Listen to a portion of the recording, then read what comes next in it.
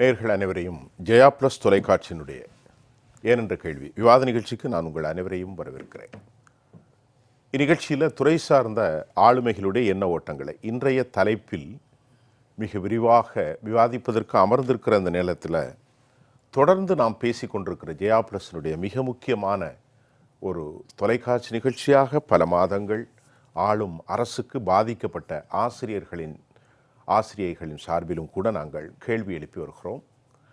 போராட்ட களத்திலிருந்து தினமும் எமது அன்பான அழைப்பை ஏற்று தமிழகத்தின் பல பகுதிகளில் இருந்த ஆசிரியர்கள், பகுதி நேர ஆசிரியர்கள், சிறப்பாசிரியர்கள், இடைநிலை ஆசிரியர்கள், இப்படி அனைவருமே வந்து கண்ணீர் மல்க தங்கள் கருத்துக்களை அரசுக்கு செவியிலே ஏற்றுவதற்கு அவர்கள் போராடி கொண்டிருக்கிறார்கள். பரிதாபமான இந்த சூழ்நிலையில் நாள் ஒன்றுக்கு 391 ரூபாய் சம்பளத்தில் வேலை பார்க்கக்கூடிய பகுதி நேர ஆசிரியர்கள், இது நிறைய பேருக்கு தெரியாது. மே மாதம் அவர்களுக்கு சம்பளம் இல்லை.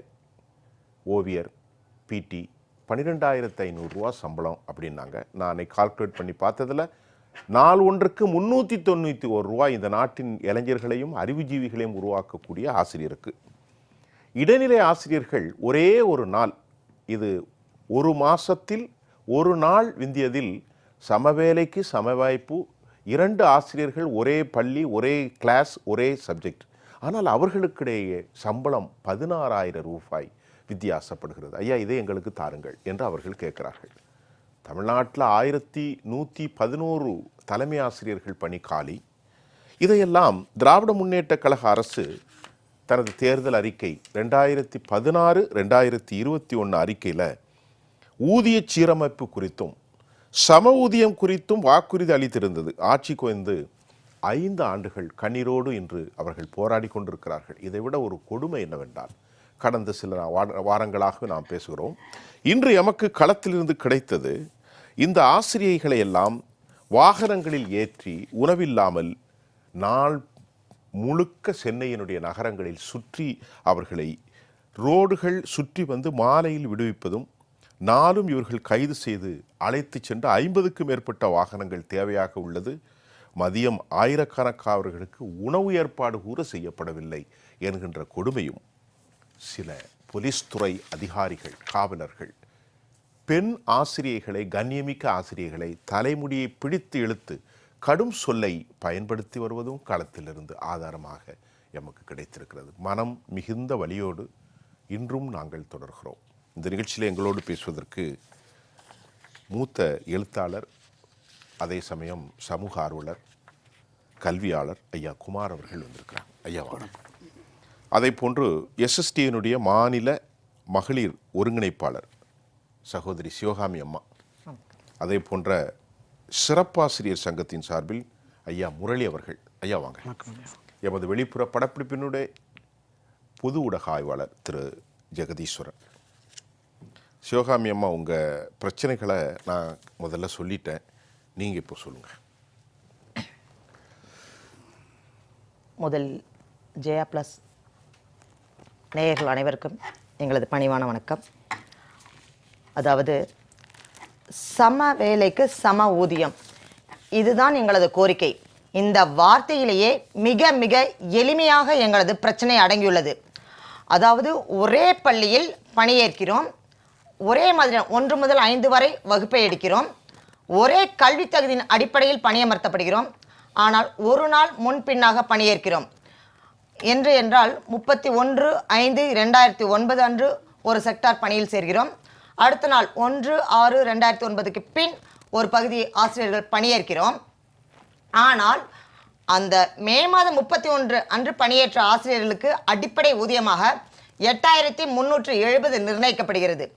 ஆனால் அடுத்த நாள் முதல் பணியேற்ற ஆசிரியர்களுக்கு 5,200 மட்டுமே அடிப்படை ஊதியமாக நிர்ணயிக்கப்படுகிறது. இதன் காரணமாக அந்த தொடக்க நாளிலேயே 3,170 ரூபாய் எங்களுக்கு குறைவாக பெறப்படுகிறது. இது எங்களுக்கு உணர்ந்து போராட ஆரம்பித்த பிறகு பல்வேறு கட்ட பேச்சுவார்த்தைகள், பல்வேறு கட்ட போராட்டங்கள், பல்வேறு அரசுகளிடம் எங்களது நிலையை எடுத்து கூறினோம். அவர்களும் உங்களது கோரிக்கை நியாயமானது, ஆம் ஏதோ தவறு நடந்துள்ளது என்று இயக்குனர் மூலம் எழுத்துப்பூர்வமாகவும் எங்களுக்கு அளிக்கப்பட்டது. ஆயினும் எங்களது முரண்பாடு களையப்படவில்லை. அதேபோல் கடந்த ஆட்சியில் இது நடந்தது திமுக ஆட்சியில் மாண்புமிகு முதல்வரின் தந்தையாராகிய மாண்புமிகு கலைஞரின் ஆட்சி காலத்தில் தான் ஏற்பட்டது. அதனால் அடுத்து வந்த ஆட்சியிலும் மாண்புமிகு அம்மா ஆட்சியில் கூட எங்களுக்கு போராட்ட களம் அளிக்கப்பட்டது, போராடுவதற்கான உரிமையும் அளிக்கப்பட்டது. அப்பொழுது மிக தீவிரமாக உண்ணாவிரத போராட்டங்கள் கையெடுத்தோம். அப்பொழுது தற்போதையுள்ள மாண்புமிகு முதல்வர் நேரடியாக எங்கள் களத்திற்கே வந்து ஆதரவு தெரிவித்து எங்களது பொதுச் செயலாளர் மாநில தலைவரின் கரங்களை பற்றி உங்களது கோரிக்கை மிக மிக நியாயமானது, இந்த அரசு உங்களுக்கு வஞ்சித்து உள்ளது, இதனை எங்களது கழகம் ஆட்சி ஏற்பட்டவுடன் உங்களது முரண்பாடு களையப்படும், உங்களது கண்ணீர் துடைக்கப்படும் என்று வார்த்தையில் உறுதியளித்தார். அதையே நியாயமாக கொண்டு தேர்தல் வாக்குறுதியாகவும் தேர்தல் வாக்குறுதி எண் 311 மிக மிக தெளிவாக 1/6/2009 பின் பணியேற்ற 20,000 இடைநிலை ஆசிரியர்களின் ஊதிய முரண்பாடு களையப்படும் என்று வார்த்தை பிசகாமல் தெளிவாக எங்களது கருத்தை நியாயம் என்று ஏற்றுக்கொண்டு எங்களுக்கு வாக்குறுதி அளித்தார். நாங்கள் மிக மிக மகிழ்ச்சி அடைந்தோம். சரி, நமது கோரிக்கை எட்டப்பட்டு விட்டது, அரசின் கண்களுக்கு எட்டப்பட்டு விட்டது, நம்மளது கோரிக்கை நியாயம் என்று துயர் நீக்கப்படும் என்று தெளிவாக நிம்மதியாக இருந்தோம். ஆனால் கழகம் ஆட்சி ஏற்பட்ட பிறகு இன்று செய்வார்கள் நாளை செய்வார்கள் என்று காத்திருந்தோம். 2 ஆண்டுகள் வரை செய்யவில்லை. ஏனென்றால் நிதி இல்லை என்று கூறினார்கள். அதன் பிறகு நாங்கள் தீவிரமான மீண்டும் எங்களது போராட்டத்தை ஆரம்பித்தோம். அப்பொழுது பேச்சுவார்த்தை என்று அழைத்து எங்களது போராட்டம் என்பது மிக மிக அகிம்சை வழியில் மிக மிக நியாயமாக அமைதி வழியில் உண்ணாவிரதமாக மட்டுமே கடைபிடிப்போம். உண்ணாவிரதம் என்பது போல் பிற இடங்களில் நடப்பது போல் ஒரு ஏமாற்று வேலையல்ல, உண்மையாக உயிர் மட்டுமே அருந்தி உண்ணாவிரதம் இருந்தோம். அதற்கு ஆதாரமாக எங்களது ஆசிரியர்கள் மயக்கமுற்று ஆம்புலன்ஸில் உடனடியாக எளிமையாக ஏற்ற மாட்டார்கள் ஐயா, உடனடியாக வந்து பல்ஸ் பார்ப்பார்கள், நமது பிரஷர் செக் பண்ணப்படும். உண்மையிலேயே இவர் உடல்நிலை பாதிக்கப்பட்டு மெலிவடைந்துள்ளார், களைப்படைந்துள்ளார், இவருக்கு சிகிச்சை தேவை என்று உணர்ந்தால் மட்டுமே ஆம்புலன்ஸில் ஏற்றப்படும். அவ்வாறு ஏற்றப்பட்டு 400க்கும் அதிகமான ஆசிரியர்கள் உயிர் துறக்கும் உச்சநிலையில் நடந்து அந்த மயக்கமுற்று அந்த அரசுக்கு எங்களது கண்ணீர் நிலையை உணர்த்தி மருத்துவமனையில் அனுமதிக்கப்பட்டோம். இன்னும் சொல்லப்போனால் 2018 மருத்துவமனையிலேயே இடம் இல்லை என்று கூறி ஆசிரியர்களுக்கு மட்டுமே இந்த மயக்கமுற்று போராட்ட களத்திலிருந்து வரும் ஆசிரியர்களுக்காகவே தனி வார்டு ஒதுக்கப்பட்டது, படுக்கை வசதியுடன் தனி வார்டு ஒதுக்கப்பட்டது. பிறகு அங்கும் இடம் போராக்குறையின் காரணமாக நாங்கள் போராடிய களமான அந்த பள்ளியிலேயே வகுப்பறைகள் மருத்துவமனையாக மாற்றப்பட்டு மருத்துவ குழுவே அங்கு அனுப்பப்பட்டது. அத்தகைய ஒரு உன்னதமான ஒரு போராட்டத்தில் அகிம்சை வழியில் எங்களது கருத்தை தெரிவித்தோம். அப்பொழுதும் நியாயம் என்று கூறி அமைச்சர் முதல் கல்வி அமைச்சர் முதல் எங்களது போராட்டம் நியாயமானது, விரைவில் உங்களுக்கு முடித்து வைக்கப்படும் என்று கூறினார்கள். 2022 இதே டிசம்பர் மாதத்தில் அரையாண்டு லீவில் இதே தீவிர போராட்டத்தில் 6 நாட்கள் வந்து தீவிரமான உண்ணாவிரதத்தில் இருந்த பொழுது புத்தாண்டுக்கு முதல் நாளாக அன்று இரவு எப்படியும் எங்களது கோரிக்கை களையப்படும் என்று கல்வி அமைச்சர் கூறியதை கூட ஏற்றுக்கொள்ளாமல் தமிழக முதல்வரே மாண்புமிகு முதல்வரே உங்களுக்கு 3 நபர் குழுவே அமைக்கப்படும், 3 மாதத்தில் இடைநிலை SST இடைநிலை ஆசிரியர்கள் துயர் நீக்கப்படும் என்று அரசாணையாகவே வெளியிட்டார். அரசாணை எண் 25 என்பதை 2023 புத்தாண்டு அன்று மாண்புமிகு முதல்வர் அவர்கள் எங்களுக்கு வாக்குறுதியாக மட்டும் அளித்தது இல்லாமல் அரசாணையாக வெளியிட்டார். அரசே கூறிவிட்டது நமது துயர் 3 மாதத்தில் நீக்கப்படும் என்ற நம்பிக்கையோடு நாங்கள் கலைந்து சென்றோம். ஆனால் 23ஆம் ஆண்டு முடிந்து இன்று 3 ஆண்டுகள் கழிந்து 2026 வந்துவிட்டது. இன்னும் அந்த குழுவின் அறிக்கை பெறப்படவில்லை, எங்களது துயர் நீக்கப்படவில்லை என்பதால் மிக மிக தாழ்மையோடு எங்கள் கருத்தை முன்வைத்துள்ளோம். ரொம்ப இப்போ நான் என்ன கேட்குறேன்னா, இப்போ நமக்கு பேசிக்கிட்டு இருக்கும்போதே சமூக ஊடகங்களில் ஒரு கருத்து உங்கள்கிட்ட கேட்க சொல்லி வந்திருக்கு. இப்போ நான் உங்கள்கிட்ட பேசிக்கிட்டு இருக்கும்போதே தமிழ்நாட்டுடைய பகுதியிலேருந்து அந்த கேள்வி ஏன் கேட்குறாங்கன்னா, 31/5/2009 வேலைக்கு சேர்ந்தவர்களும் 1/6/2009 ஒரே நாள் தான், 24 மணி நேரம் கூட கிடையாது. ஒருவருக்கு சம்பளம் பேசிக்கு 8,300, ஒரு நாள் பின்னால் வந்தவர்களுக்கு 5,200, மொத்த டிஃப்ரெண்ட்டு 3,170. மாத சம்பளத்தில் கணக்கு பண்ணி பார்த்தா 16,000 ரூபா கிட்ட டிஃப்ரெண்ட் இருக்குது. இது ஏன் நடந்துச்சு? இது இது இது என்ன காரணம்? ஒரே மாதம் ஒரே நாள், அது என்ன அன்னைக்கு என்ன பிரச்சனை? அதாவது ஐயா, மிக தெளிவான கேள்வி, மிக நியாயமான கேள்வியும் கூட. முதலில் நமக்கு 1வது ஊதிய குழுவிலிருந்து 5ஆம் ஊதிய குழு வரை அனைத்து ஊதிய குழுவிலும் மத்திய அரசின் ஊதிய குழுவே நிர்ணயிக்கப்பட்டு மத்திய அரசில் ஆசிரியருக்கு வழங்கப்பட்ட ஊதியமே வழங்கப்பட்டது. ஆனால் அதே போல் 7வது ஊதிய குழுவிலும் சரியாகவே நிர்ணயிக்கப்பட்டது. ஆனால் இந்த 6வது ஊதிய குழுவில் மட்டும் சில கணக்கு இடர்பாடுகளோ இல்லது கவனக்குறைவால் ஏற்பட்டதோ என்று தெரியவில்லை, சில சிக்கல்கள் ஏற்பட்டு 3 வகையான ஊதியம் பெற்று வருகிறோம்.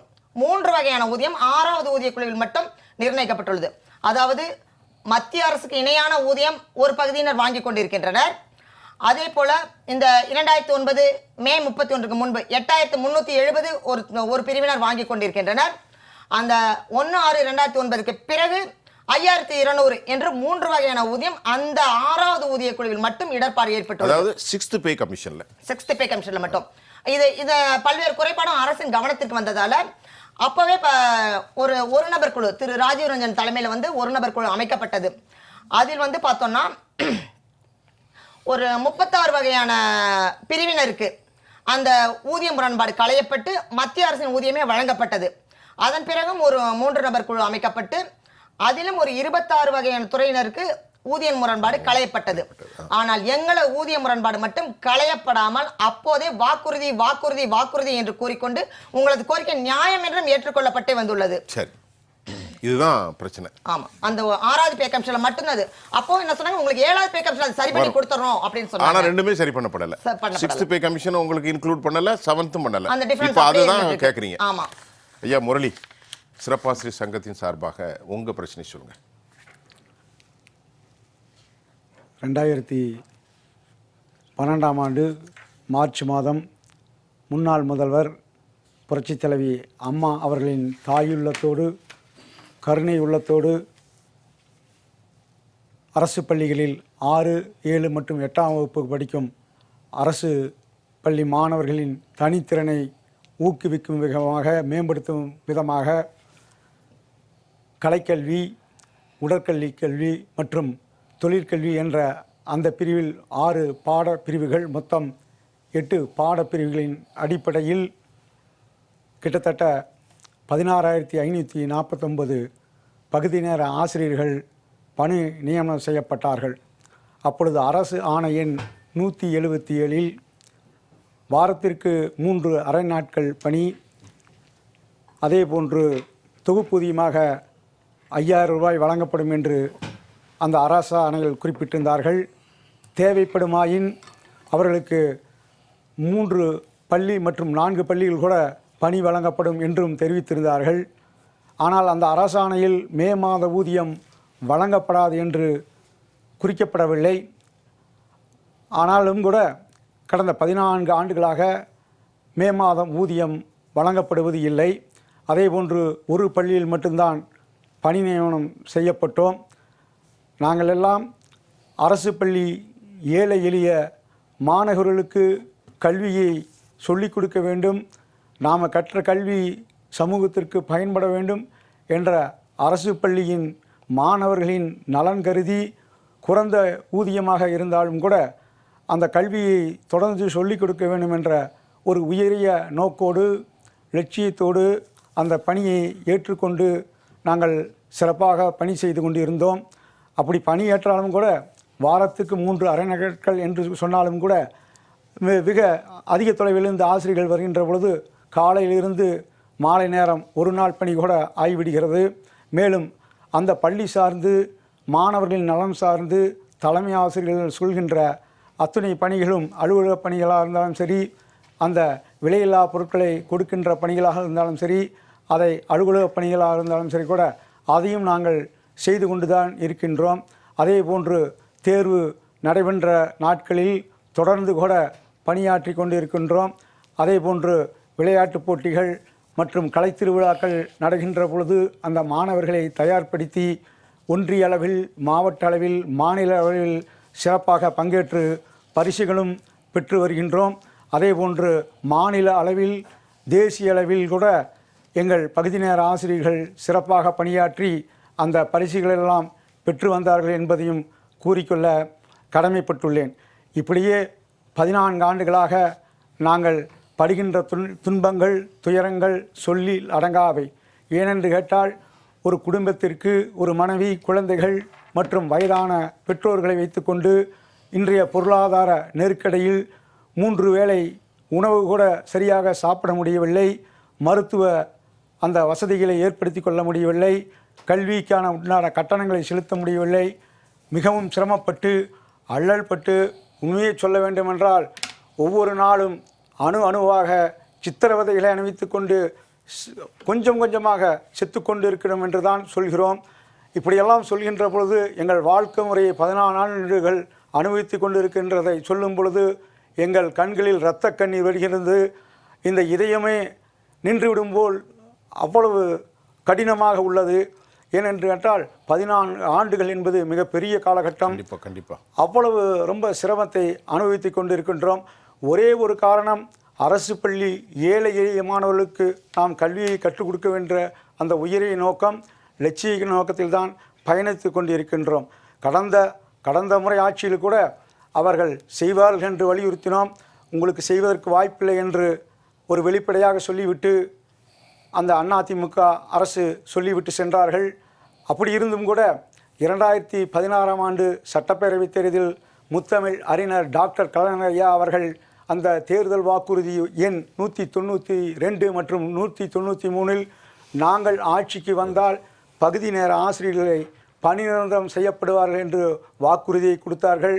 அதன் பின்பு 2019 பாராளுமன்ற தேர்தலிலும் அதே வாக்குறுதியை கொடுத்தார்கள்.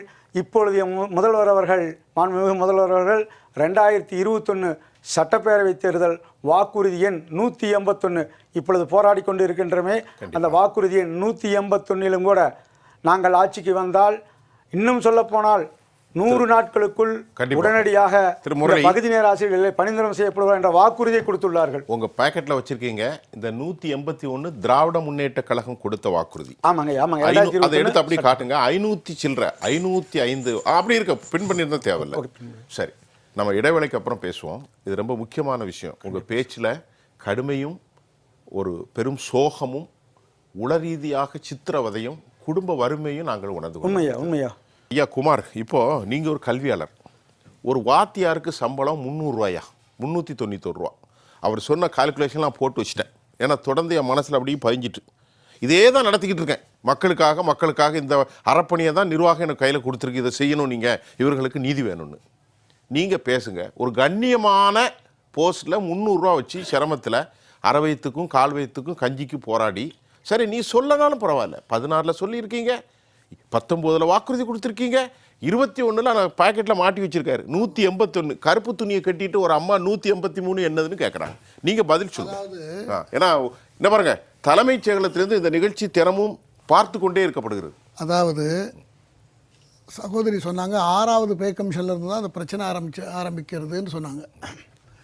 6வது பே கமிஷன், 1வது பே கமிஷன் 1946 ஆரம்பிச்சுது, 2வது பே கமிஷன் 1957, 3வது பே கமிஷன் 1970, 4வது பே கமிஷன் 1983, 5வது பே கமிஷன் 1994, 6ஆம் பே கமிஷன் 2006. அப்போ அந்த ஆண்டில் தான் குழப்பம் வருதுன்னு சொல்கிறீங்க, அப்படி தானே? ஆமாம். இப்போ நடக்கிறது 7வது பே கமிஷன் தான் இப்போ இருக்குது. 8வது அந்த ஆண்டும் அடுத்த ஆண்டு வரணும். 10 வருஷத்துக்கு ஒரு தடவை நடக்கும். இப்போது இந்த பே கமிஷன் டிஃப்ரென்சஸ் வரதுக்கு முன்னால் இருந்தவங்களுக்கு, இப்போ பேங்கிலலாம் வேலை பார்க்குற பணியாளர்கள் இருக்காங்க இல்லையா, அவங்களுக்கெல்லாம் இதே இந்த ஒரு நாள் பிரச்சனை அங்கேயும் இருக்குது. ஒரு நாளைக்கு முன்னால் வந்திருந்தால் அவங்களுக்கு எனக்கு இவ்வளோ கிடச்சிருக்கும், நான் ஒரு நாள் லேட்டாக ரிட்டையர்ட் ஆகிருந்தேன்னா எனக்கு இவ்வளோ அமௌண்ட் கிடச்சிருக்கும், நான் அதில் வரல அப்படின்னு ஆயிரக்கணக்கான பேர் பேங்க் எம்ப்ளாயிலேருந்து எல்லோரும் சொல்லிகிட்டு இருக்காங்க. அரசாங்கம் ஒரு சட்டத்தை வகுக்குது. இவங்க கோரிக்கை ரொம்ப நியாயமானது. 20,000 300 வச்சுருந்த காலத்தில் குடும்பஸ்தான் நினச்சி கூட பார்க்க முடியாது. 5,200 தான் பேசிக். ஆமாம், 5,200 தான் பேசிக்கு. இது வச்சு ஒன்றும் பண்ணவே முடியாது. ஒரு நாளைக்கு 650 ரூபா இவங்களுக்கு, அப்படிதான் சொன்னா புரியும். ஆமாம், அவருக்கு முரளி ஐயாவுக்கு ஒரு நாளைக்கு 390 ரூபா சம்பளம். இதை வச்சு ஒன்றும் செய்ய முடியாது. சிவகாமி அம்மாவுக்கு 650 ரூபா சம்பளம். அரசாங்கம் அவங்களுக்கு உத்தரவு கொடுத்துருக்காங்க, உத்தரவாதம் கொடுத்துருக்காங்க, கொடுத்துட்டு அதை நிறைவேற்றலைன்னு அவங்க ஒன்றாவது தான் இருக்காங்க. இப்போ இந்த விஷயத்தை அரசாங்கத்தினுடைய நிதிநிலை அவங்க காரணம் காட்டுறதாக சொல்லப்படுது. ஆனால் அரசாங்கம் எதுக்கோ நிறைய செலவு பண்ணிகிட்டு இருக்காங்க. எதுக்கோ ஆடம்பரமாக செலவைக்கிறாங்கிறாங்க, அதை செய்கிறாங்க, இதை செய்கிறாங்க. தேவையில்லாத திட்டத்துக்கெல்லாம் நிறைய நிதி ஒதுக்கி செலவு செய்துக்கிட்டு இருக்காங்க. இந்த ஆசிரியர் பெருமக்கள் அவர்கள் தான் எதிர்காலத்தில் ஒரு நல்ல குடிமகனை உருவாக்கக்கூடிய ஒரு பொறுப்பு அவங்கள்ட்ட ஒப்படைக்கப்பட்டிருக்கிறது சமூகம். அதில் ஒரு பஞ்சாயத்து பிரசிடெண்ட்டில் இருந்து ஒரு குடியரசுத் தலைவர் வரைக்கும் தேர்ந்தெடுக்கக்கூடிய வரக்கூடிய ஒரு ஒரு ஒரு ஒரு ஒரு குழந்தைய தயார் பண்ணுற ஆரம்ப காலத்தில் தயார் பண்ணுற பொறுப்பு அவங்கள்ட்ட இருக்கிறது. அப்போ அவங்களுக்கு தேவையான வசதிகள் அவங்க அட்லீஸ்ட் பெரிய மல்டி மில்லியனராக வாழ வேண்டாம், மிடில் கிளாஸாக கூட வாழ வேண்டாம், ஒரு சாதாரணமாக அவங்க குடும்பத்தை ரன் பண்ணுற அளவுக்கு யார்ட்டையும் எதிர்பார்க்காத அளவுக்கு யார்ட்டையும் கடன் வாங்காத அளவுக்காவது அவங்களுக்கு ஊதிய தன்னிறைவு இருக்கணும். அதை அரசாங்கம் பரிசீலிக்கணும். அரசாங்கம் பேசிட்டு சொல்லிட்டு போகிற மாதிரி இருக்கிற ஒரு சூழலை தான் அவங்களுடைய போராட்டங்கள் இங்கே 10-15 நாளாக நடந்து கொண்டு இருக்கிறது என்றதை கேட்கும் பொழுதே நமக்கு ரொம்ப கவலையாக இருக்கிறது. சகோதரர் முரளி அவர்கள் சொல்லி வைக்கிறத பார்த்தா ரொம்ப வேதனையாக இருக்கிறது. அது வச்சு லீவு நாள்களில் சம்பளமும் கிடையாது, மே மாதம் சம்பளம் இல்லை, ஞாயிற்றுக்கிழமையும் சம்பளம் கிடையாது. இதை வச்சு எப்படி அவங்க ஏதோ முறைப்படி வரல, ஒரு இடைநிலை ஊழியராக வந்திருக்காங்கன்னாலும் கூட குறிப்பிட்ட அரசாங்கம் இதை செய்கிறது தானே. எல்லாத்துலேயுமே ரெக்ரூட் பண்ணுவாங்க டெம்பரவரியாக. அப்புறம் குறிப்பிட்ட காலத்துக்கு பிறகு அவங்களுக்கு பணி நியமன ஆணையை கொடுத்து உரிய சம்பளத்தை கொடுக்கறது காலகாலமாக நடந்து கொண்டு இருக்க வேண்டியது ஒன்று தான். ஆனால் ஏன் இவர்களுக்கு இப்படி செய்திருக்கிறார்கள் என்று எனக்கு புரியவில்லை. அரசாங்கத்தை பொறுத்தவரையில் கல்விக்கு நாங்கள் முக்கியத்துவம் கொடுக்கோம் அப்படின்னு சொல்கிறாங்க. இந்த சமீபத்தில் நம்ம கூட ஒரு விவாதத்தில் விவாதித்தோம். ஆதி திராவிடர் நலத்துறை வாரியத்தில் சமையல்காரர் கூட வார்டில் இருக்கிற பெண்களுக்கு சனி ஞாயிறானா வீட்டுக்கு போயிருங்க, சாப்பாடுலாம் செய்ய முடியாதுன்னு சொன்னாங்க. நம்ம விவாதம் நடத்தியிருக்கோம். ஆமாம் ஆமாம். ஆனால் கல்விக்கு நாங்கள் தான் இந்தியாவிலே முதல் மாநிலம் என்று சொல்லுகிறார்கள். ஆனால் கல்வி சம்பந்தப்பட்ட பணிகள் எல்லாம் இப்படி பாதிக்கப்படும் பொழுது ரொம்ப வேதனையாக இருக்கிறது. அரசாங்கம் அவர்களுடைய உண்மையான நியாயமான வேறு வழியின்றி அவர்கள் இத்தனை நாள் இந்த பனிகாலத்தில் இந்த குளிர் காலத்தில் அவங்க போராடி கொண்டு இருக்கிறார்கள் என்றால் நீங்கள் அவர்களிடம் உட்கார்ந்து பேசி அவர்களை அழைத்து பேசி அவர்களுக்கு உரிய நிவாரணத்தை வழங்க வேண்டும் என்பதுதான் என்னுடைய அரசிடம் நான் வைக்க வேண்டிய கோரிக்கை. இந்த இவர்களுக்கு உள்ள கதை நான் பேசிட்டு இருக்கும்போதே கால்குலேட் பண்ணிட்டேன். இவங்க 16,000-12,000 பேர் இப்போ மாதம் வேலை பார்க்குறாங்க. இப்போ இவங்களுக்கு சம்பளம் கரெக்டாக அந்த கஷ்டப்பட்டவங்களை பெர்மனெண்ட் ஆக்கி நல்ல சம்பளம் கொடுத்தா அரசுக்கு எவ்வளோ செலவு வருது தெரியுமா? மாதத்துக்கு 18 கோடி தான். ஆமாம், வெறும் 18 கோடி. ஆமாம். கார் ஓட்டுறீங்களா ரோட்ல ரேஸ் கார், 45 கோடி இந்த அரசு செலவு பண்ணும். ஜெயா பிளஸ் தொடர்ந்து சாதாரண அரசாங்கம் இது செய்தால் எங்களது முரண்பாடு களையப்பட்டால் அரசுக்கு மிக மிக சொற்பமான 15 கோடி மட்டுமே செலவாகும். இவங்களுக்கு 15 கோடி. அப்ப மொத்தம் ஐயா குமார் ஐயா 32 கோடி ஒரு அரசு கொடுக்க முடியாதா? 11% வளர்ச்சி உலகத்திலிருந்து பொருளாதாரத்தை கொண்டு வந்துட்டோம். we are going to be touch with 1 trillion. ஆமா, யார் சொல்றா? அரசு தானே சொல்லுது. அப்ப இந்த சிட்டிசன் பிச்சை எடுக்கிற மாதிரி நின்னு ஒண்ணுமே இல்லாம வாழ்வெட்டு வக்கட்டு போய் நிக்க கூடாது. இது ஒரு பெரிய செலவு எல்லாம் கிடையாது அரசுக்கு. 30 கோடி. அரசு இதை கவனத்தில் எடுத்துக்கொள்ள வேண்டும். அரசாங்கம் ஒவ்வொருத்தருக்கும் அரசு துறையில அவங்களை இணைத்து விட்டார்கள் என்றால் அவங்களை காப்பாற்ற வேண்டிய பொறுப்பு அரசுக்கு இருக்கிறது. நாங்க இந்த ஜெயா பிளஸ் ஒரு தெய்வீக பணியா செய்யறோம் சார். என்னால முடிஞ்ச எக்ஸ்பர்ட் எங்க நிர்வாகத்துக்கு கொடுத்த பெர்மிஷன்ல இந்த சகோதரி தூய்மை பணியாளர்கள், மருத்துவர்கள், செவிலியர்கள், இடைநிலை ஆசிரியர்கள், SSTI இவங்க வந்திருக்காங்களே, பகுதி நேர ஆசிரியர்கள், எல்லோருக்குமான குரல். நேத்து வருவாய்த்துறை, அப்புறமா சத்துணவு பணியாளர்கள், அங்கன்வாடி தூய்மை பணியாளர்கள், போக்குவரத்து துறை எல்லாருக்கும் ஒரு இறையியல் அடிப்படையா போராடிட்டு இருக்கோம். அந்த நம்ம ஜெகதீஸ்வரன் வணக்கம். தற்போது திருச்சியிலிருந்து இணைஞ்சிருக்கீங்க. இப்ப நாங்க பேசணும், திரு குமார் ஐயா அவர்களும் சிவகாமி அம்மா, முரளி 3 பேருமே பேசணும். ஒரு பொது ஊடக ஆர்வலராக நீங்க உங்க கருத்தை வைங்க தோழர் ஜெகதீஸ்வர்.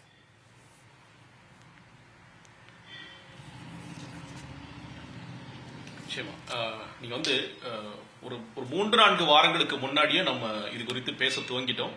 இன்னும் சொல்லப்போனா டிசம்பர் மாதத்திலிருந்து தமிழகம் முழுக்கவே போராட்ட களமாகத்தான் இருக்கின்றது. நீங்க ஒவ்வொரு செக்டாரா சொன்னீங்க. இது எல்லா செக்டாருமே தமிழ்நாட்டில் போராடிட்டு இருக்காங்க. இன்னும் சொல்ல போனா இந்த ஜாக்டோ ஜியோவை ஒரு மாதிரி இந்த அஷ்யூர்ட் பென்ஷன் ஸ்கீம் அப்படின்னு சொல்லி நீங்க சமாளிக்காட்டி இந்த நாளைக்கெல்லாம் தமிழ்நாடு முழுக்க ஸ்தம்பிச்சு போயிருக்கும். அதுதான் நிலைமை.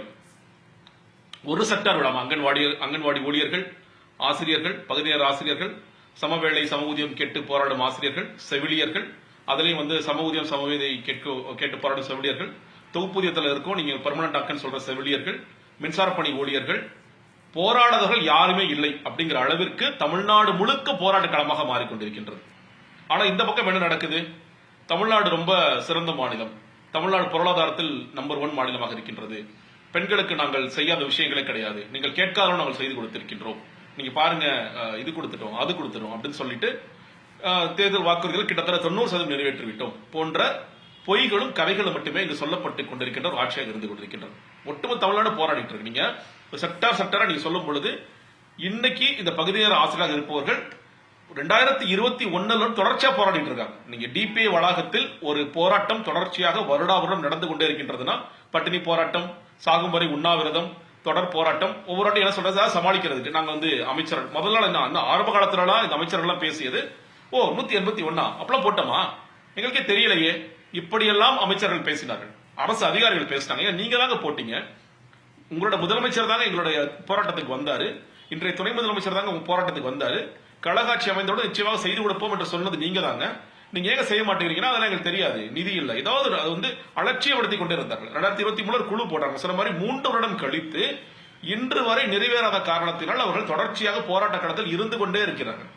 நீங்க பகுதி நேர ஆசிரியர், நீங்க ஒரு பக்கம் என்ன சொல்றோம், தமிழ்நாடு அரசு பள்ளிக்கூடங்கள் நீங்க வந்து அகாடமிக்ஸ் மட்டும் கிடையாது, நீங்க எக்ஸ்ட்ரா கரிக்குலர் ஆக்டிவிட்டிஸ், உதாரணத்துக்கு இப்ப இங்க வந்திருக்க ஓவிய ஆசிரியர்கள், சிற்பம் கற்றுக் கொடுக்கிறவங்க, கம்ப்யூட்டர் சயின்ஸ் கற்றுக் கொடுக்கிறவங்க, இசை ஆசிரியர்கள், இவர்கள் எல்லாம் நமக்கு உறுதுணையாக இருந்து அவர்கள் மாணவர்களை ஒரு மேம்பட்ட நிலைக்கு எடுத்து செல்கிறார்கள் அப்படின்னு பெருமையா பேசுறோம்.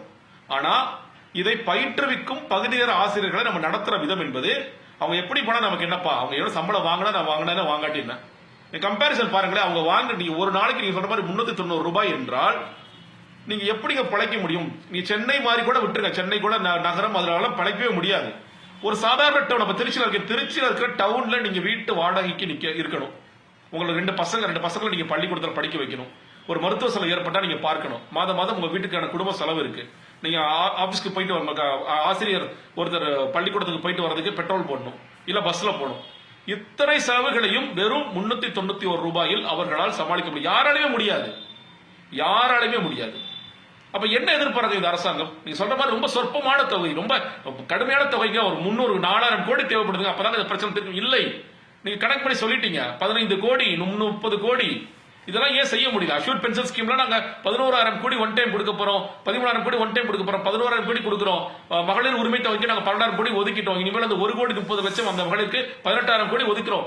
ஏன் ஆயிரக்கணக்கான கோடி ஒதுக்குறீங்களே? உங்களுக்கு சொற்ப தொகை தானே, இது ஒதுக்குறவங்க என்ன பிரச்சனை, என்ன சிரமம் இருக்கிறது? கண்டிப்பா. ஏன் இது உங்களை போராட விட்டுட்டே இருக்கீங்க? நிதி இல்லை எவ்வளவு காலம் சொல்லிட்டே இருக்க போறீங்க? அப்ப இந்த நிதி எல்லாம் எங்க இருந்து வந்துச்சு? நீங்க லேப்டாப் கொடுத்தீங்க, லேப்டாப் எங்க இருந்து நிதி வந்துச்சு? நீங்க என்ன நினைக்கிறீங்கன்னா, இந்த செக்டர் ரொம்ப சின்ன செக்டரா இருக்காங்க. இன்னைக்கு வந்து யாரை நம்ம கவரணும்? நேரடியாக பணப்பலன்களை அறிவிக்கின்ற 1,30,00,000 அந்த மகளிரை நம்ம அடைச்சிட்டா போதும். தமிழ் புதுவன் திட்டம் சொல்லிட்டு அந்த மாணவர்களுக்கு கொடுத்துட்டா போதும். நீங்க வந்து பெண்கள் படிக்கின்ற கல்லூரி மாணவிகளுக்கு புரிஞ்சுக்க மறுக்கிற விஷயம் நினைக்கிறீங்கன்னா, நீங்க 1000 ரூபாய் மகளிர் உரிமை தொகை கொடுத்தாலும் இந்த பக்கம் எங்களுடைய நிரந்தர வாழ்வாதாரம், எனக்கு நான் வேலை செஞ்சு சாப்பிடணும்னு நினைக்கிறேன், நீ கொடுங்க 1000 ரூபாய் இருந்துட்டு போது பரவாயில்ல வச்சுக்கிறேன், ஆனா நான் உழைச்சு சம்பாதிக்கிறதுக்கு எனக்கு சரியான ஊதியத்தை கொடு, எனக்கு வந்து நான் டெம்பரரி ஜாபே பெர்மனன்ட் நீங்க சொல்ற மாதிரி ஆக்குங்க அப்படிங்கறத உங்களோட குரல். நான் உழைப்பதற்கு எனக்கு சம ஊதியம் கொடு, என்னுடைய உரிமை நான் கேட்கின்றேன்.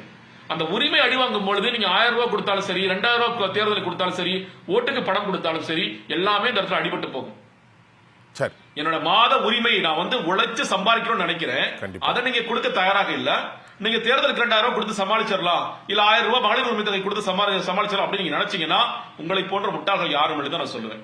நன்றி. எல்லாமே தேர்தல் களத்தில் பிரதிபலிக்கும். ஏன் இந்த பகுதியான ஆசிரியர்களுக்கு சொந்தங்கள் இல்லையா?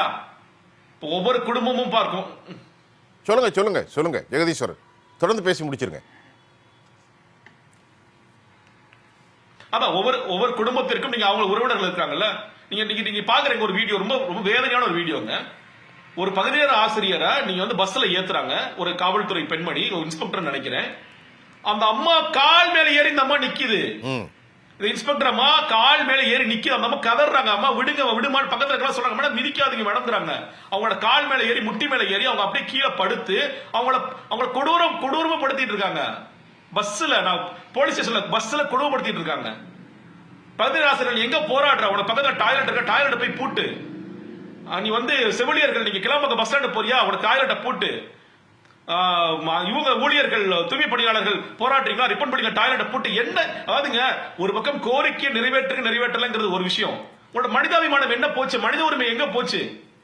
இதே மாதிரி யூபியிலயோ இல்ல மகாராஷ்டிராலயோ ஏதாவது ஒருத்தர் போராடி டாய்லெட்டை போட்டு இருந்தா இந்த நேரம் சமூக நீதி எங்கே போனது நீங்க குரல் ஒழிச்சிருக்கும். இதே முதலமைச்சர் சமூக நீதி எங்கே போனது, யூபியிலே சமூக நீதி இல்லைன்னு சொல்லி கேட்டிருப்பாரு. உங்க சமூக நீதி எங்க போச்சு?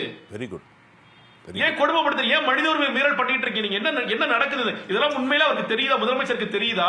இந்த ஆளும் வர்க்கத்திற்கு நம்ம காவல்துறை எவ்வளவு மோசமாக நடந்து கொள்கிறார்கள், நம்முடைய அரசாங்கம் எவ்வளவு மோசமான மனித உரிமை மீறல்கள் ஈடுபட்டு கொண்டிருக்கிறது தெரியுதான்னு எனக்கு தெரியல. அந்த ஒவ்வொரு வீடியோ பார்க்க வேதனையாக இருக்கின்றது. மீடியா போடுறாங்க தெரியல, கண்டிப்பா நீங்க போட்டிருப்பீங்க. எத்தனை மீடியாக்கள், அந்த மெயின் ஸ்ட்ரீம் மீடியாக்கள் இதெல்லாம் போடுறது தயாரா இருக்கிறாங்க, மக்கள் சேர்க்கிறாங்கன்னு தெரியல. சரி ஜெகதீஸ்வரன், அம்மா களத்திலேருந்து அவர் சொன்னார் பாருங்க, இதை பற்றி நீங்கள் சொல்லுங்கள். நம்ம இந்த ஊதிய முரண்பாடை சொல்லிட்டோம், இப்போ இந்த மாதிரி ரொம்ப இல்ட்ரீட் பண்ணுறாங்க இல்லையா, கண்டிப்பாக அதை பற்றி ஐயா மிக மிக சரியாக கூறினார்கள். இது முக்கியமாக ஊதியத்திற்கான பிரச்சனை போராட்டமே கிடையாது. இது ஒரு உரிமை போர்.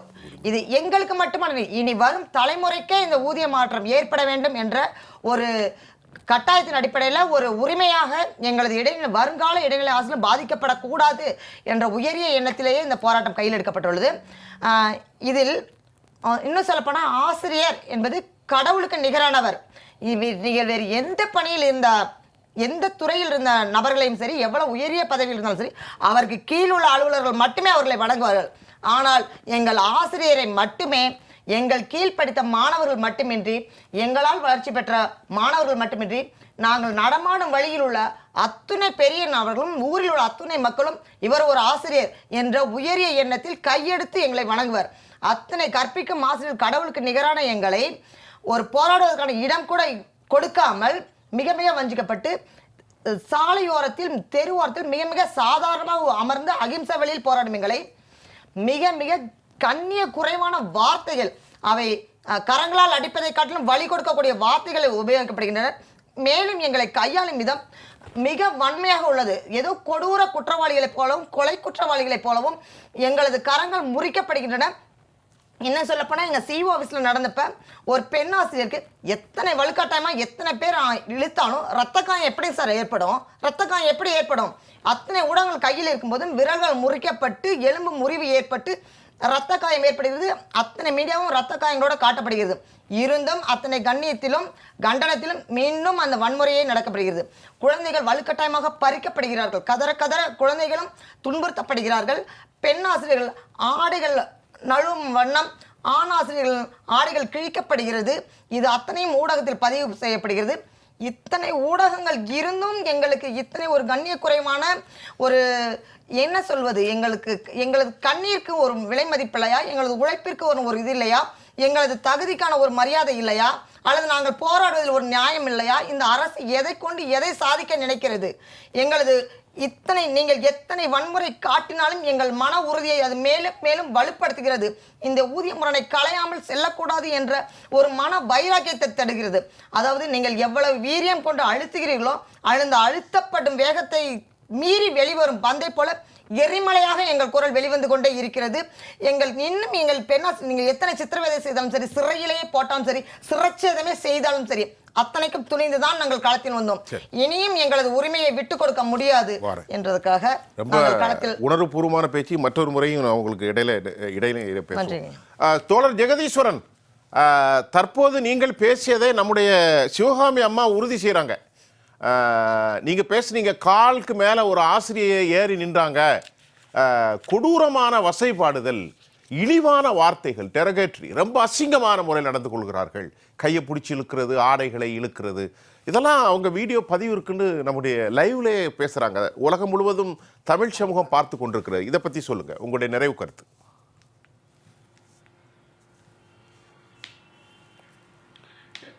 இல்லைங்க, அதாவது நம்ம சொல்லியா, நீங்க கோரிக்கை வாக்குறுதி கொடுத்தாங்க, வாக்குறுதி நிறைவேற்றவில்லை, அவர்கள் அறவழியில் போராடிட்டு இருக்காங்க, டிபிஐல போராடுறாங்க, பல்வேறு இடங்களில் போராடுறாங்க. இன்னும் சொல்ல போனா இவர்கள் யாரும் குற்றவாளிகள் அல்ல. உங்க ஒருத்தர் கூட வந்து தப்பு செஞ்சுட்டு வந்து போலீஸ் ஸ்டேஷன் போய் மாட்டிக்கிற திருடர்களோ அல்ல குற்றவாளிகளோ அல்ல. கண்ணியமான ஆசிரியர்கள், கண்ணியமான செவிலியர்கள், கண்ணியமான மருத்துவர்கள். இன்னும் சொல்ல போனா உங்களுக்கு நாளைக்கு உங்களோட பசங்களுக்கு கற்பிக்க போகின்ற ஆசிரியர் தெய்வங்கள் இவங்கெல்லாம். நாளைக்கு நீங்க வந்து ஒரு பள்ளிக்கூடத்துல உங்க பசங்களை சேர்க்க போறீங்க, சிறப்பாசிரியர் சேர்க்க போறீங்கன்னா ஒரு சிறப்பாசிரியர் தான் உங்க பசங்களுக்கு நாளைக்கு ஓவியம் வருது என் பிள்ளைக்குன்னு ஒரு போலீஸ்கார அம்மா நினைச்சாங்கன்னா அந்த அம்மாவுக்கு சொல்லிக் கொடுக்க போற ஒரு சிறப்பாசிரியர் இருப்பார். நீங்க தனிப்பட்ட முறையில் டியூஷன் அமைச்சிங்கனாலும் அவர் சிறப்பாசிரியர் இருப்பார். உங்களுக்கே நீங்க போராட்ட காலத்துல அடிபட்டாலும் உங்களை ட்ரீட் பண்ணக்கூடிய செவிலியர்களாக அந்த செவிலியர்கள் தான் இருப்பாங்க. அந்த செவிலியர்களை நீங்க கண்ணீர் வர வைக்கிறீங்க, அந்த ஆசிரியர்களை நீங்க கண்ணீர் வர வைக்கிறீங்க. எவ்வளவு மோசம் சொல்ற மாதிரி ஆடைகளை கிழிக்கிறாங்க. நீங்க ஆண்களோட ஆடைகளை கிழிக்கிறாங்க, பெண்களோட ஆடைகளை கிழிக்கிறாங்க, மேன் ஹேண்டில் பண்றாங்க.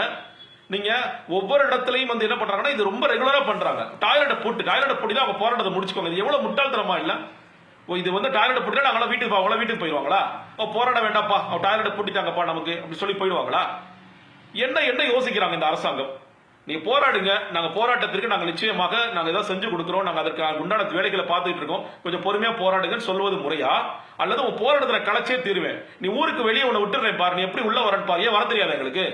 இதை போய் அமெரிக்கால விடுறீங்களா, துபாயில போய் விட போறீங்களா? நீங்க சென்னை, நீங்க தமிழ்நாட்டுக்குள்ள தான் விட போறீங்க. தமிழ்நாட்டுக்கு விட்டா மறுபடியும் வரதான் சொல்லி ஒரு நாள் ஃபுல்லா நீங்க சென்னை சுத்தி காமிப்பீங்க. அப்ப நாளைக்கு இந்த போராட்டம் உடனே நிறுத்து போயிடுமா? சென்னை ஃபுல்லா சுத்தி காமிச்சிட்டாங்கப்பா, இனிமேல் நம்ம போக முடியாது, நம்மளை இன்னைக்கு பட்டி போட்டு சாவடிக்கிறாங்க. ஆமா, என்ன பண்ணாலும் எங்களோட உரிமைக்காக நாங்கள் போராடணும் நிக்கிறாங்க. நீங்க வர செவிலியர்கள் எவ்வளவு அற்புதமா போராட. கிளாம்பக்கத்துல விட்டு கிளாம்பக்கத்துல நான் போராடுவேன். கிளாம்பக்கத்தை விட தூக்கி விட்டு மண்டபத்துல போடுறேன், மண்டபத்துல போராட, மண்டபத்தை பூட்டுவியா? நான் மறுபடியும் நந்திகிராம் ஆரம்ப சோழத்துல போராடுவேன். ஆசிரியர்களை நீ வந்து என்ன பஸ்ல ஏத்துவியா? ஏத்து, நான் பஸ்ஸுக்குள்ள போராடுவேன். டிபியில கொண்டு போய் விட்டுறியா? டிபியில படம் வரைஞ்சு நான் போராடுவேன், டிபியில பாட்டு பாடி நான் போராடுவேன். எனக்கு எல்லா போராட்ட முறைகளும் தெரியும். இன்னைக்கு இந்த மாணவர்கள்லாம் நாளைக்கு போராட்ட களத்துக்கு வர்றாங்கன்னா அதற்கு வந்து விதை போன்ற ஆசிரியர்களாக இருப்பாங்க. அப்ப அந்த ஆசிரியர்களுக்கு நீங்க வந்து அவங்க போராட்டத்தை முடக்கிடலாமா? காவல்துறை வச்சு முடக்கிட முடியுமா? நீங்க காவல்துறைக்கு நீங்க கண்ணியமா நடந்துக்கணும்னு சொல்லணும். இந்த துறையை வச்சிருக்கவர் யார்? முதலமைச்சர். யார் எந்த வாக்குறுதிக்காக உங்களா போராடிட்டு இருக்காங்க?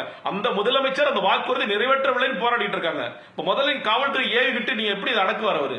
காவல்துறை என்ன சொல்லலாம்? ஐயா தயவுசெய்து கொஞ்சம் பார்த்து போராடுங்க, நாங்க உங்களுக்கு உறுதுணையா இருக்கோம், அதுதான் நீங்க சொல்லணும். காவல்துறை ஏவிட்டு அவங்களை அடிக்கலாம், அவங்களை வந்து துன்புறுத்தலாம், அடிச்சுட்டா துன்புறுத்தினா உடனே போராட்டம் நிறுத்து போயிடுமா? போராட்டத்தை முடிச்சுக்குவாங்களா? அப்படி முடிச்சுக்கலாம் என்னைக்கோ முடிச்சிருப்பாங்களே.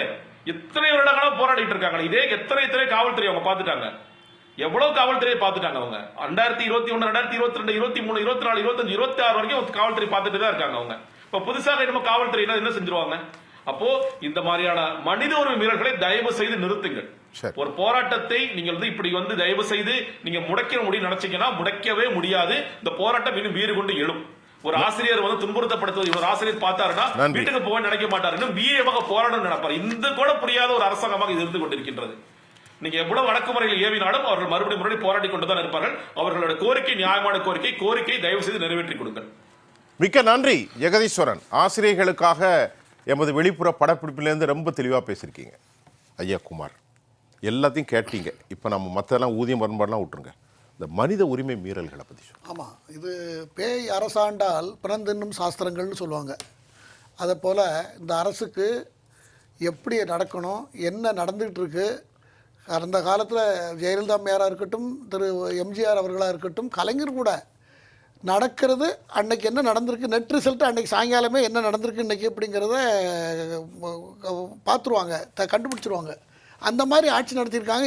இப்போ இருக்கிற முதலமைச்சருக்கு இது எவ்வளோ பெரிய சீரியஸான மேட்டர். இவ்வளவு தூரம் இவங்களை இல்ட்ரேட் பண்ணுறதுக்கு என்ன இருக்குது? போலீஸை வந்து மகளிர் போலீஸ் போட்டு மகளிரே அடிக்கிறதுக்கு தான் போட்டிருக்கா போலீஸை? இதுக்கு தான் ஜெயலலிதா அம்மா ரெக்ரூட் பண்ணாங்களா? என்ன அநியாயமாக இருக்குது. இப்போ ஜெகதீஸ்வரன் சொன்னது இதெல்லாம் பார்க்கும்போது கேட்கும்போது ரொம்ப கஷ்டமாக தான் இருக்கிறது. இப்போ ஒரு அரசாங்கத்துக்கு 30 கோடி ரூபா 32 கோடி ரூபா பெரிய ஒரு தொகையா? ஒன்றும் கிடையாது, ஒன்றுமே கிடையாது. ஒரு மாதத்துக்கு 70,000 கோடி ரூபா ஒயின் ஷாப்பில் வருமானம் வந்துகிட்டு இருக்கு. உங்களுக்கு இதெல்லாம் பெரிய கஷ்டமா? இதை ஏன் செய்யக்கூடாது? இதை ஏன் ஒரு சீரியஸ் மேட்டரை நீங்கள் எடுக்கலை? அவங்கள ஏன் இப்படி நீங்கள் அலக்களிக்கணும்? அவங்க குடும்பத்தோடு வந்து குழந்தை குட்டிகளோடு வந்து ஒவ்வொரு இடமா தங்களுடைய கோரிக்கையை மக்கள் மத்தியிலையும் மக்கள் முன்னால் மக்களாக அரசுக்கு கவனத்தை கொண்டு செல்வதற்காக இந்த போராட்டத்தை நடத்துகிறார்கள். அவர்களுக்கு நீங்கள் வந்து உட்கார்ந்து பொறுப்பானவங்க வந்து உட்கார்ந்து பேசி அதில் என்ன உங்களுக்கு என்ன பிரச்சனை இருக்குங்கிறத சொல்லி அது என்னென்ன செய்ய முடியுங்கிறத எதெல்லாம் பாசிட்டிவாக இருக்கோ அதெல்லாம் சொல்லி அவங்கள தயார் பண்ணி நீங்கள் ஒரு இது எடுக்க வேண்டாமா? தேர்தல் நேரத்தில் ஓட்டுக்கு பணம் கொடுக்கறதுக்கு அலையிறீங்களே. நான் எல்லா அரசியல்வாதிகளுக்கும் தான் நான் சொல்கிறேன். அதாவது தேர்தல் நேரங்களில் என்ன வாக்குக்கு பணம் கொடுக்கறதுக்கு இந்த காஞ்ச எலும்புக்கு அலையும்ல ஜீவன், அதை போல் அலைகிறாங்க.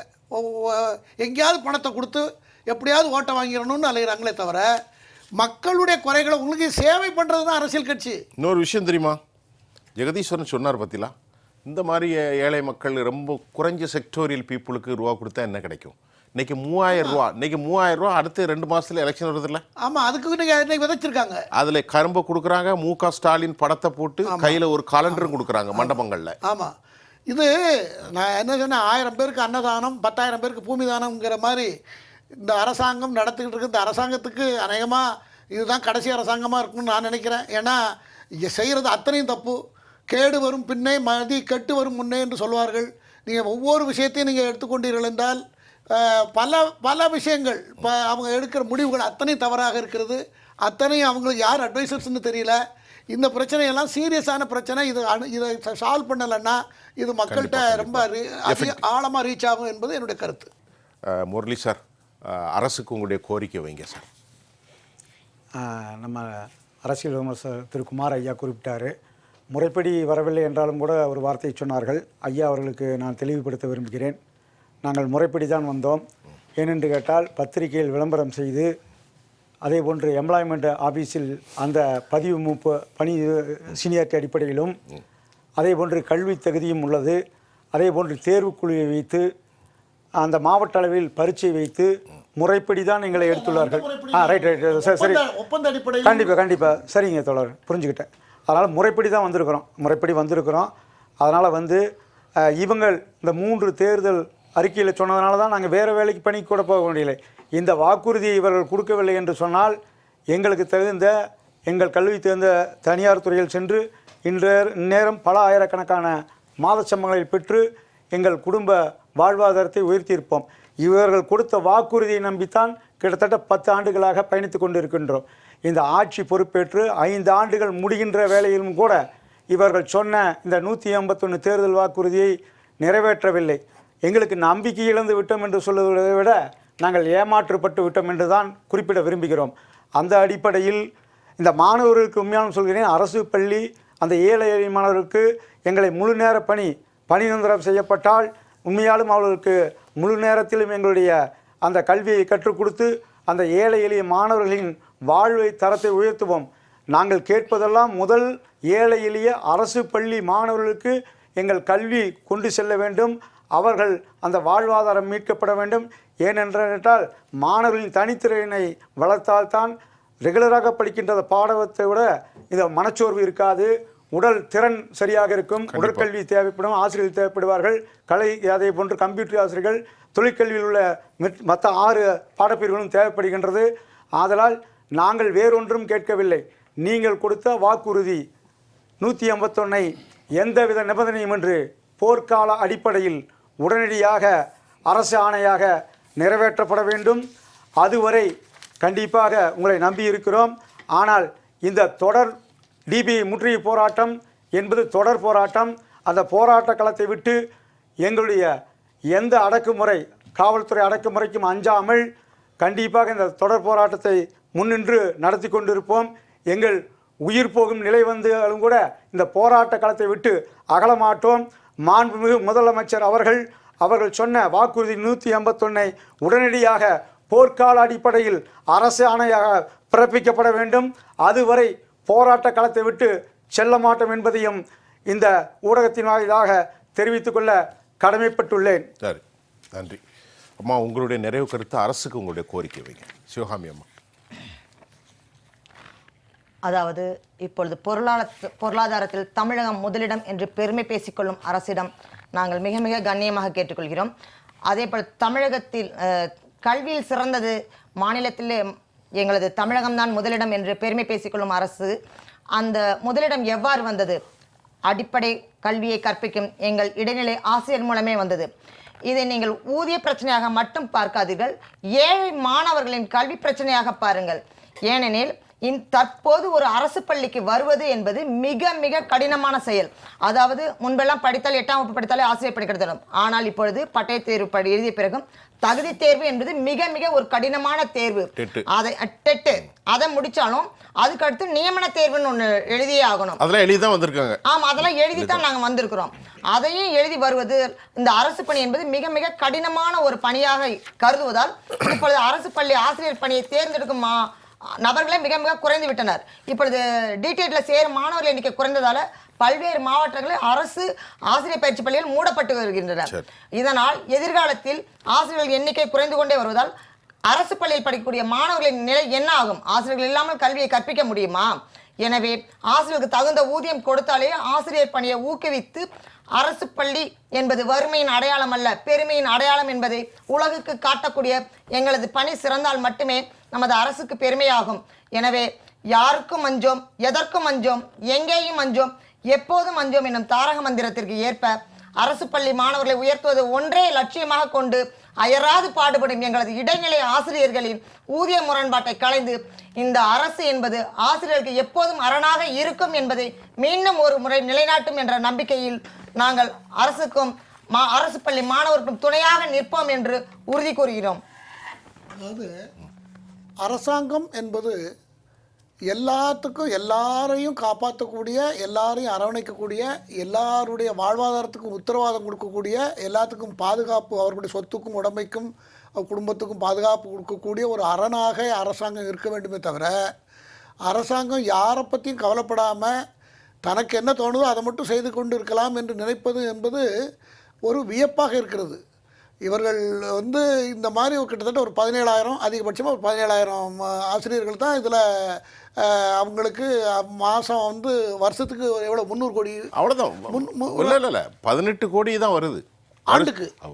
மாதம் 2 செக்ஷனை சேர்ந்தாலே 350 கோடிக்கு மேலே வராது. 350 கோடி தான். அதான் சொல்கிறேன், 300-350 கோடிக்கு மேலே வராது. இது பேரும் சேர்ந்தாலே இதில் இத்தனை 17,000 ஆசிரியர் பொதுமக்கள் இருக்கிறார்களே, அவர்கள் எப்படி இந்த வேலையில் ஈடுபட்டு விட்டு அவர்கள் வேறு என்ன வருமானம் வரும்? அவங்களுக்கெல்லாம் குடும்பம் இருக்கத்தானே செய்கிறது. ஆகவே அதை மட்டும் நீங்கள் கருணை உள்ளத்தோடு பரிசீலிக்கணுமே தவிர, அதை அதில் ரிஷி மூலம் நதி மூலம் பார்க்கறது பிரயோஜனம் இல்லை.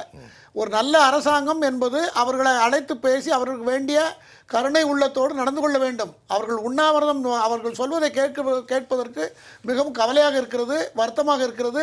இப்போ இன்றைக்கி இந்த ஜெயா ப்ளஸில் இந்த விவாதம் நடந்து கொண்டு இருக்கிறது என்றால் உலகம் மூணு இருக்கிற தமிழர்கள் எல்லோரும் கேட்டுக்கொண்டு தான் இருப்பார்கள்.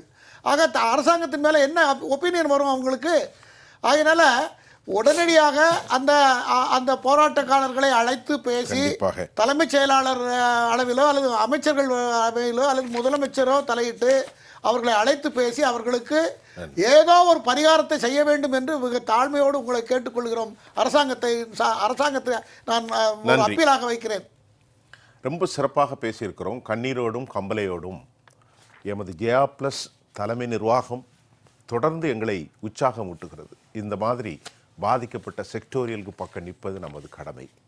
அந்த அடிப்படையில் தமிழக வரலாற்றில் அழுத்தப்படுகிற, ஒடுக்கப்படுகிற ஒரு சமூக மக்களுக்காகவும் ஒரு போராளிகளுக்காகவும் நாளை எழுந்து வருகிற இளைய தலைமுறைகளை வழிகாட்டும் சீரான பண்பாளர்களாக, நல்லொழுக்கம் கொண்டவர்களாக, உறுதியான வருங்கால தலைமுறைகளை உருவாக்கும் இந்த ஆசிரியர்கள் அவமானப்பட வேண்டுமா? தோழர்களே, வாழ்க்கையில் அவர்கள் அரை வயிற்றுக்கும் கால் வயிற்றுக்கும் கெஞ்சுகிற நிலை. சமூகத்தில் எந்த ஒரு அவமானம் 58 வயதை நெருங்கிய போதும் கூட 11,000 ரூபாயை சம்பளமாக பெற்றுக்கொண்டு விடைபெறுகிற இந்த வேளையிலும் அவர்கள் எப்படி சாப்பிடுவார்கள்? 3,000 ரூபாய் இன்னைக்கு பொங்கலுக்கு கொடுக்கிறது திரு ஸ்டாலினுடைய அரசு. அது உரிமை தொகை, மாதம் 1,000 ரூபாய் கொடுக்கிறது. ஆனால் கண்ணியத்துக்குரிய கல்வியாளர்களுக்கோ வயிற்றில் அடிக்கின்ற கொடுமையைத்தான். அது மட்டுமல்ல, தமிழக காவல்துறை பெண் ஆசிரியர்களை அவமானப்படுத்துவதும், தரதரவென்று இழுத்து தலைமுடியை இழுத்து கால்களுக்கு மேல் இருப்பதும் வீடியோ பதிவில் இருக்கிறது. மக்கள் கையில் இருக்கிற மிகப்பெரிய ஆயுதம் வாக்குச்சீட்டு என்பதை நினைவில் வைத்துக் கொள்ள வேண்டும். கடும் இறுக்கத்தோடு இந்த நிகழ்ச்சியிலிருந்து விடைபெறுவதற்கு முன்பு எங்கள் நிகழ்ச்சியில் கலந்து கொண்ட கண்ணியத்துக்குரிய ஐயா குமார் அவர்கள், சிவகாமி அம்மா, முரளி, ஜெகதீஸ்வரன், உங்கள் அனைவருக்கும் உளப்பூர்வமான நன்றி. மீண்டும் மற்றொரு களத்தில் நான் உங்களை சந்திக்கின்றேன். அதுவரை உங்கள் அனைவரிடமிருந்தும் நான் உங்கள் சுஃபியான், ஜெயா ப்ளஸ் தொலைக்காட்சிக்காக நன்றி. மீண்டும் சந்திப்போம்.